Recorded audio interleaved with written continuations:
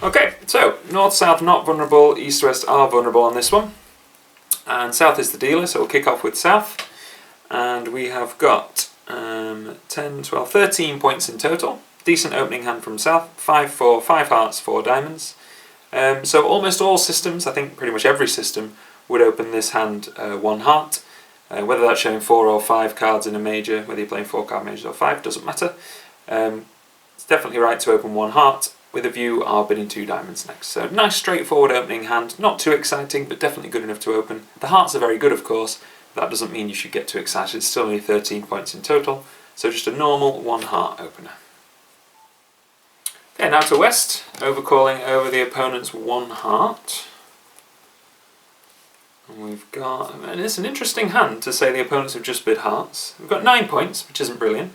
But we've got 6 cards in hearts, the opponent's just bid suit. So in this instance, we definitely shouldn't bid anything. When the opponents have bid a suit that you have a lot of length in, it suggests it's a misfit hand. And what that means is, if the opponents don't have a fit, it's unlikely you guys have a fit. Now, they might have a fit in another suit, but they certainly don't have a fit in hearts. So it's unlikely to be the right thing to do to bid. Not only that, if we were to bid, the only suit we can bid is hearts, and we know we don't really want to bid hearts because the opponents have got at least 4 or 5 hearts, depending on if they're playing 4 or 5 card majors. So a good rule of thumb, you can never bid the opponent's suit and mean it as natural. Now, never in this game, as I'm sure you appreciate, never and always are very big words, but generally speaking, if the opponents have bid a suit, meaning it as natural, you should not be bidding that suit, meaning it as natural. So because we have length in the opponent's suit, definitely right to pass. Okay. So now to north, responding to their partner's 1 heart opening bid. Yeah, not too surprising to see north have avoiding hearts, given that we've just seen west hand with all the 6 hearts, 6 small hearts they had. So north's got more than 6 points, so 6 points or more, so they should be responding something. Obviously we don't like our partner's heart, so we're not going to agree with them. So we need to be bidding spades. Now the question is, how many spades should we bid? The answer appears to be a normal 1 spade, but what we need to think about is, in a minute, when we bid 1 spade and our partner, say, bids hearts again or bids another suit, we need to think about, well, we're going to want to bid spades again, probably. So with a 6 card suit, you want to bid that suit twice to show 6 cards in that suit. But if we do that, then we're going to be showing some strength. So what we need to have here is an agreement of how to show 6 cards as a responder. Do you bid 1 spade then 2 spades? How many points does that show? Do you bid 1 spade then 3 spades? How many points does that show? Or do you bid 2 spades straight away? How many points does that show? So it depends on your agreements between your team, your partnership, as to how you show these 6 card suits as a responder. The general principle is that once you bid a suit twice, it definitely is 6 cards or greater in length. So all you need to differentiate on is number of points, strength. So I play weak jump shifts. So a weak 2, a weak jump overcall, and a weak jump shift. They're all the same kind of thing. If you open a weak 2, you've got 6 cards in spades and a weak, well, spades in this instance, but it could be in the other suits. If you open 2, it's weak with 6. If you jump to 2, it's weak with 6 as an overcaller, weak jump overcall. If you jump to 2 as a responder, it's weak with 6. That's a weak jump shift. Same idea, same mechanism, but you're a responder rather than an opener or an overcaller. Now, a lot of players play weak 2s. Quite a lot of players play weak jump overcalls, and not so many players play weak jump shifts. For me, it makes sense to have the same pattern as all players, and that is, if you open with a jump, it's weak. If you bid 1 then 2, it's intermediate. If you bid 1 then 3, i.e. you jump second, it's strong. Now if you think about the way the opener functions, opening 2 is weak, opening 1 and then rebidding 2 is stronger, opening 1 and then rebidding 3 is stronger still. So what that means is, as a responder, you should follow the same pattern in my book. So therefore, with this hand, we want to bid 2 spades straight away as a weak jump shift. And in my system, that says 5 to 9-ish points, 6 cards in spades, weak. That doesn't mean the bidding will end, but it means your partner knows there is limitations in your strength. You've got 6 cards in spades, weak hand, over to them whether they want to bid game, look for game, show hearts again, bid no trumps, whatever it is they want to do. Generally speaking, after a weak style bid, a preemptive bid, whether that's a weak 2, weak jump overcall, or weak jump shift, usually it will be right to play in the suit of the weak hand, because what a weak jump overcall or weak jump shift says is, I've got a long suit here but not much strength, so I want to be playing in this suit if at all possible. Therefore, one spade wouldn't be wrong as a response, but jumping to two spades in my system, playing weak jump shifts, is better because it says your strength and length of suit in one bid. It also has a silver lining, a kind of secret advantage, which is, if your partner's opening bid isn't that good, it stops the opponents from intervening as well, because you're jumping to show a weak hand with lots of that suit. You're trying to end the auction quickly with a weak hand. Therefore, playing weak jump shifts, playing my system, I would not bid one spade with this hand. I would jump to two spades, weak hand, 6 cards in spades. Okay, now to East. East is overcalling over the opponent's one heart, then a jump to two spades. So East has got a balanced 10-ish points. Not a brilliant hand, and probably not a hand we're going to be taking action on, but it's worthwhile noting that whenever the opponents do something that seems unusual, like a jump as a responder in a new suit, for example, that is something, or they jump to 3 hearts or 4 hearts, it's worthwhile kind of getting a good grasp of what they expect for that bid. So when North jumps to two spades, they should, if they're following the rules properly, they should do stop, two spades, and then as East, I would ask, if I was thinking of bidding, I'm not in this instance, but if we were thinking of bidding, say, 3 diamonds or doubling or something, I would ask South, what do you expect from North's bid? It's good to know if they're weak, intermediate or strong by this jump. You shouldn't ask if you don't intend to bid. And the reason you shouldn't ask is because you give the opportunity to South for them to say out loud what they think North's bid means, and they might be misunderstanding one another, and you asking might help them clear up a misunderstanding. So you should only ask in the middle of the auction if you intend to bid based on their response. So if we had a decent hand and we were wondering, is that a weak jump, is that a strong jump, and that changes your mind whether you're going to bid or not, by all means ask the partner of the bidder, in this case South, about North's bid. If you're not going to bid whether it's weak jump or you're indifferent about it, then you don't need to ask at this stage. When they get to the end of the auction and they finish in 3 no trumps, 6 spades, whatever they finish in, you're entitled to ask then, but by that point the auction is over. So that's why when people make an opening lead they say, any questions, partner? Because you might have a question about the auction that you chose not to ask earlier. So in this instance, because East hand isn't particularly good, it's only 10 points and it's flat, I think pass is the right bid, whether this is weak or strong or anything.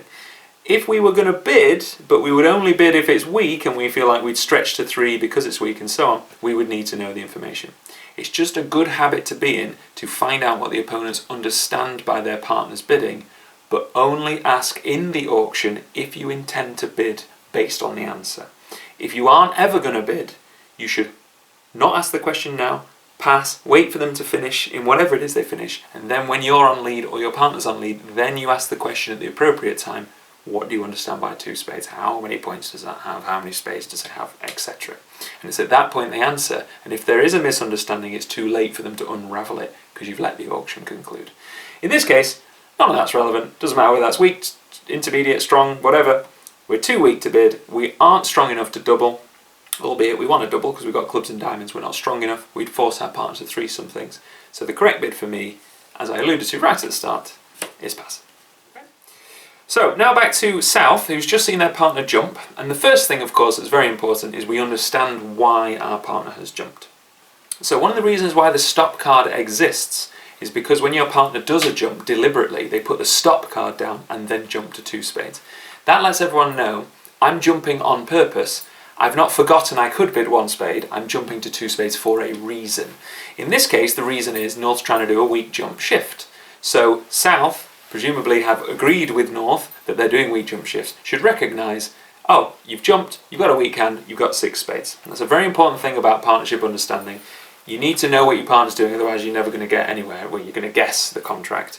In this instance, our partner's jumped, that is a weak jump shift because we've agreed it, so that means they've got 6 spades and 5 to 9-ish points. So, first things first. We've only got 13 points, opposite 5 to 9 is very unlikely to yield game. So game contract now is not looking wise.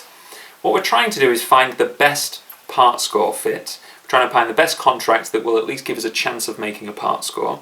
And we have 2 options for that. One would be leave the spades. Our partner's got 6, we have 2, and that's a fit.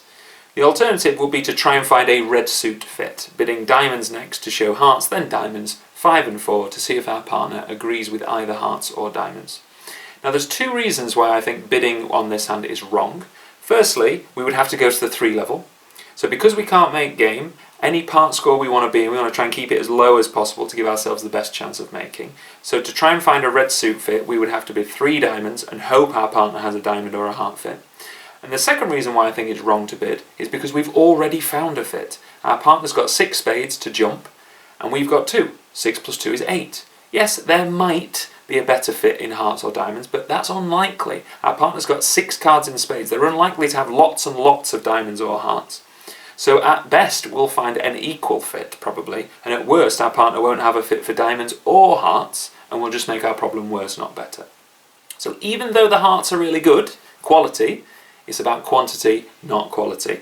We could bid 3 diamonds to show 5 and 4, but that makes the contractor level harder, and there's no guarantee of a red suit fit. We've got a spade fit, which is a major, so let's just take the fit, accept that we're not going to make game, and leave our partner in 2 spades. They've got a weak hand, our opening hand's not great, so just accept the spade fit, leave them where they are. Right, so East is leading against 2 spades, and for me this is a clear-cut lead, which is a sequence lead. My favourite leads are sequence leads. The better the sequence and the longer and stronger the sequence, the more safe and attractive that lead is. So just to kind of look at each suit and basically end up on why I think a club lead is correct. I don't think a heart lead, albeit we could lead the 10 of hearts through dummies hearts, 10 because we've got a doubleton, you want to lead top of a doubleton. I don't think that looks particularly thrilling. I don't think doubleton leads are very good. A lot of players I think overrate doubletons. They're unlikely to yield a ruff. So we will probably be helping them set the hearts up, if anything, by leading a heart. So I don't particularly like a heart lead. I don't particularly like a trump lead either, leading away from the king into the hand that's got the spade length. That could cost us a trick, especially if our partner's got the jack or the queen of spades and we're trapping a spade on from our partner. Definitely don't like a diamond lead because we've got ace-queen. Against a trump contract, you never want to lead a suit that's headed by the ace without the king. And that's because if you lead a low one, you might never make your ace because it might get trumped later. And if you lead the ace, you are not going to kill the king, and in fact you might give the king to the opponents, and that's a likely result. So the diamonds I would basically never lead against a trump contract. So don't particularly like a heart, don't particularly like a spade, really, really don't like a diamond, definitely wouldn't lead a diamond. But a club looks absolutely safe. We've got Jack 10, 9, 8, we've got a sequence, top of a sequence, we've got honours in the sequence, Jack 10. It doesn't give anything away, and it might build tricks. It tells our partner when we lead the jack, it tells them we've got the 10 but we haven't got the queen, and it looks absolutely safe. Doesn't run the risk of the heart or the spade, and doesn't run the big risk of leading a diamond. So for me it's clearly right to lead top of a sequence, jack of clubs promising the 10, denying the queen. Okay, now goes the dummy from south.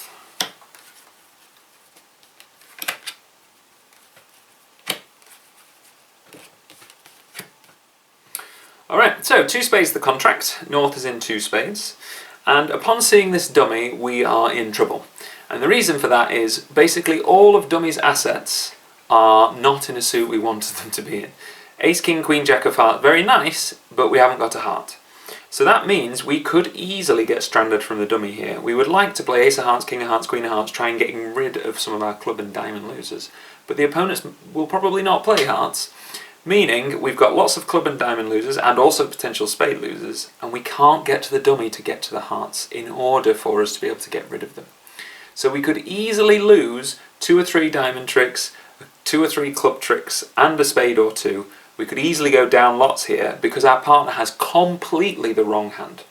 If they didn't have anything in hearts and instead they had ace of diamonds, king of spades, something like that, something more useful, we'd make lots of tricks because we'd lose a few clubs, but we'd be able to finesse in spades, we'd be able to get over to the dummy with a diamond, and so on and so forth. Their points are completely useless to us. We can't get there.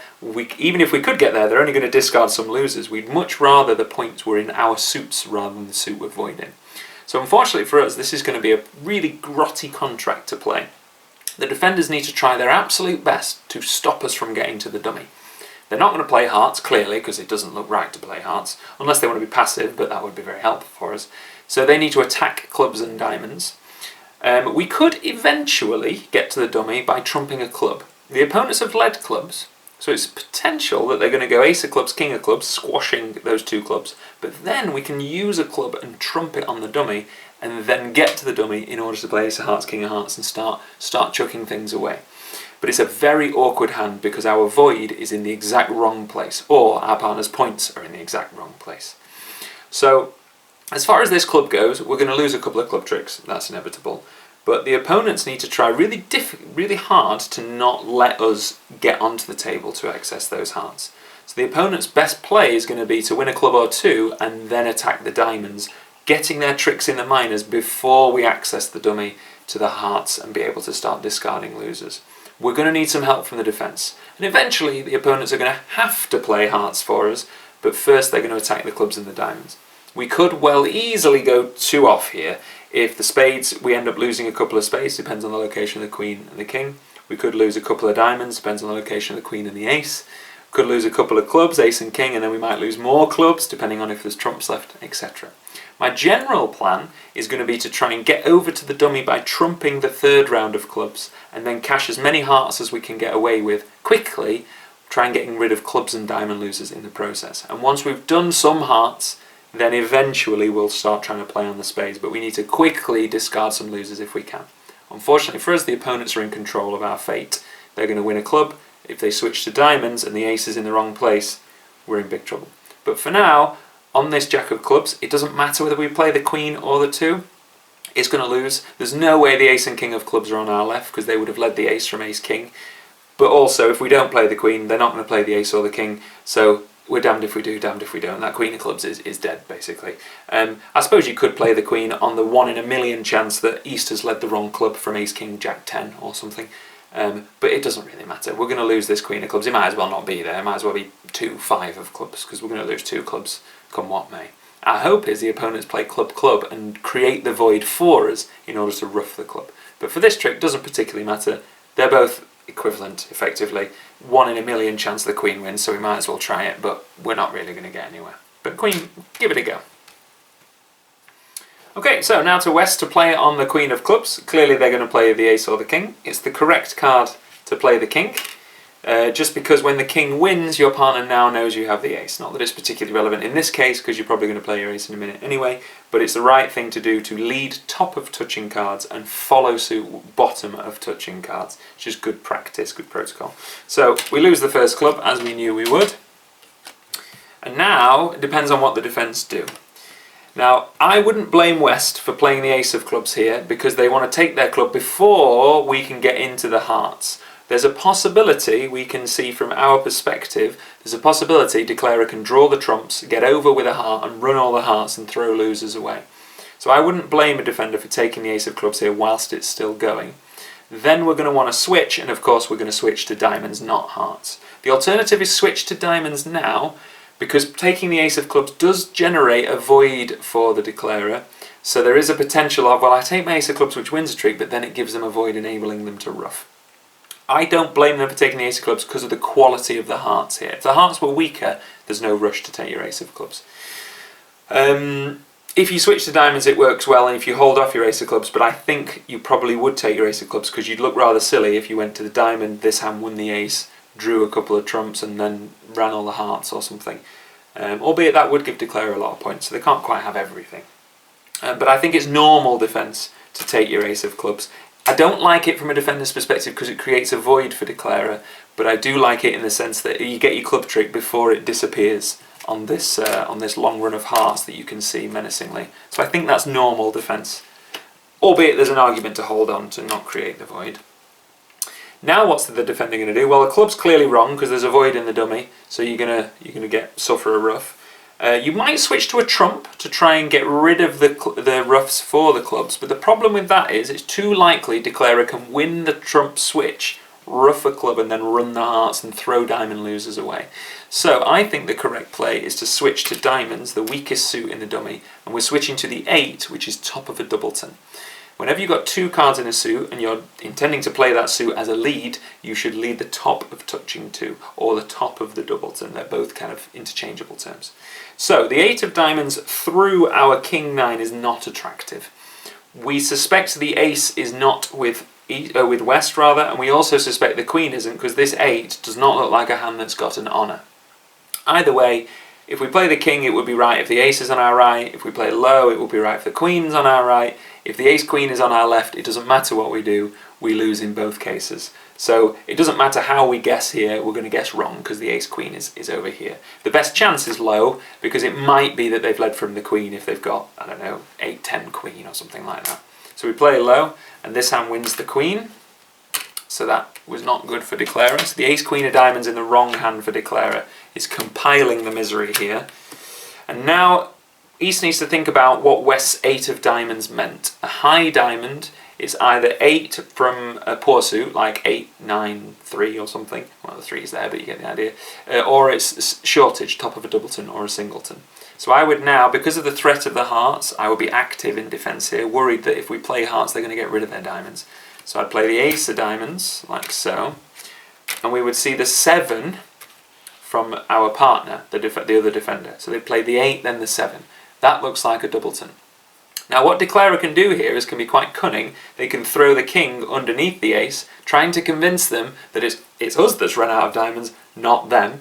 But he should trust West's carding, not the Declarer. Declarer is capable of lying. Partner shouldn't lie to you.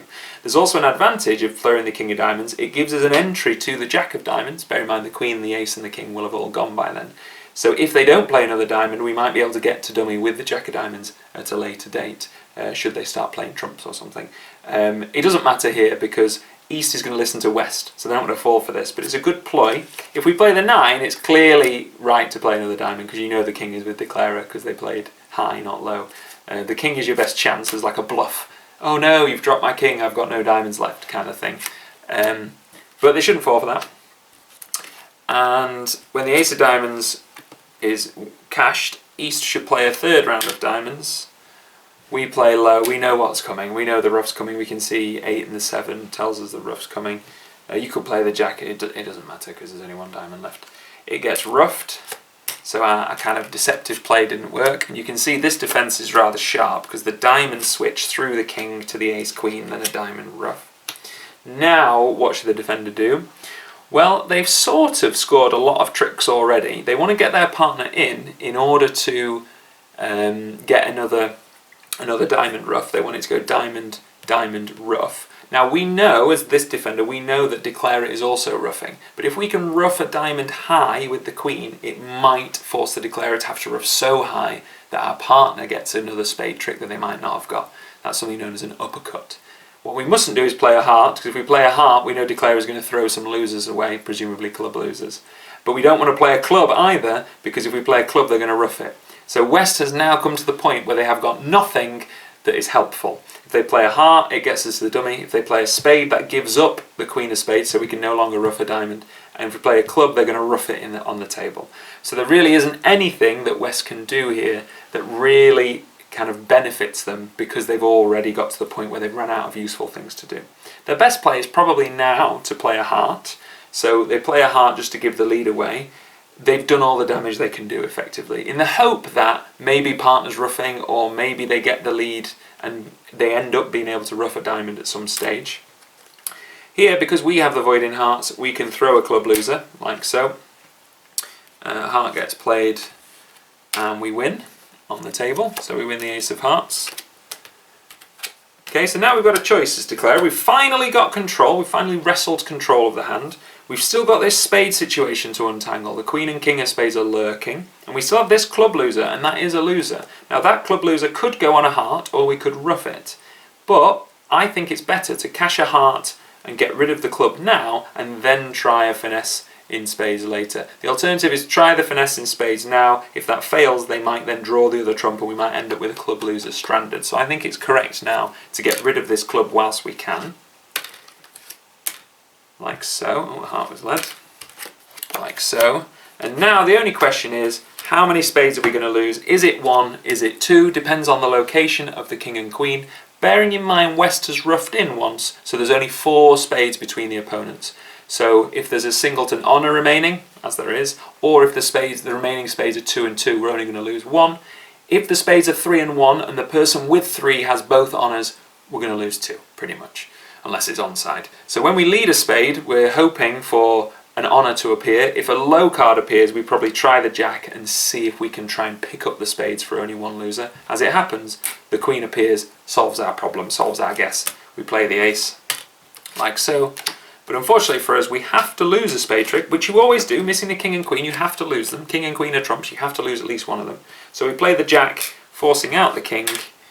But now, of course, the hand that's roughing the diamonds, not that that matters anymore, has run out of trumps. So we lost that one. Like so. And now, because we've only got trumps left, and our trump's bigger than the East's last remaining trump, whatever they play, we can ruff, draw the trump, and win the rest of the tricks. So in total, we lost 2 club tricks, which we were sure to lose. We lost 2 diamond tricks, which we were unlucky to lose because ace and queen were in the wrong hand. But that's life, so they were in the wrong position, so we lost 2 diamond tricks. We lost a spade trick, which we're certain to lose, but the trick we weren't certain to lose, that the defenders did well to get, was the diamond ruff. When it went diamond through our king, ace of diamonds, and a 3rd diamond for them to ruff, that was the killing trick to get us 1 down. If the defence had been not quite as sharp and they'd played hearts earlier, we could have quickly played ace of hearts, king of hearts, and got shut of some diamonds, and then used the clubs to ruff on the table, and we wouldn't have lost that diamond, diamond, diamond ruff situation. So it was very good defence to go club and then a diamond through the king to get their diamond ruff. So unfortunately for us, we make the last 4, and we've made 3 prior, which means we make 7 in total for 2 spades, 1 down, some good defence.